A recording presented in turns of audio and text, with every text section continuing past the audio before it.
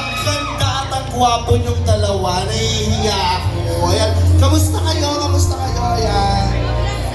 Sobrang saya kasi finally, first time na namin nakapanood ni JM itong pelikula. So, yun nga pinag-pray ko na sana tonight, after ng premiere na, ipakalat ng mga tao makakapanood kung gaano kaganda ang lasting moments.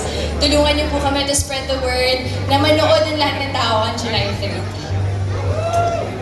Salamat na marami po sa support. Sobrang excited po kami na mapanood ito. Sabay namin. And yun nga po, sabi ni Sue, sana spread the word. July 30 na po. Ayan. Gaano ba kayo ka-excited mapanood nila ang lasting moments? Gaano kayo ka-excited? Ha! Ano? Wala siya.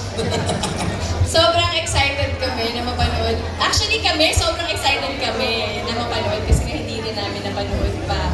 But, kung napanood niyo yung trailer at naiyak na kayo sa trailer, guys, walang-wala pa yan sa mapapanood niyo dito tonight. May plot twist na mabigat na sa atin lang muna until July 30. Pero kayo ang makakaunang makapanood at makaalam kung ano ba yung plot twist at kung bakit ba dapat panoorin ng mga tao ang pelikulang Lasting Moments.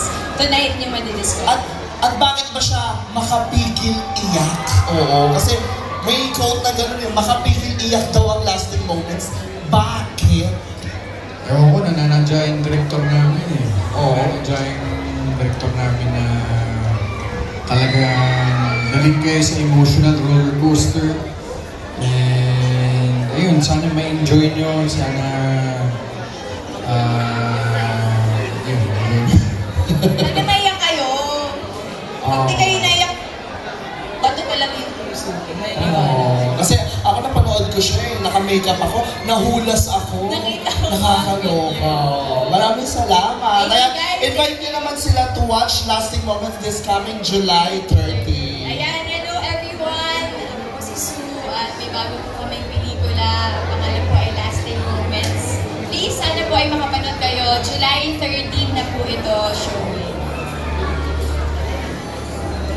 Ako po si JM. Ngayon, sana mapanood nyo sa July 30, Lasting Moments. Directed by Quick Solomon. Ayan, maraming salamat. Let's give it up for Sue Ramirez and JM De Guzman. Maraming salamat. Picture muna tayo. Picture.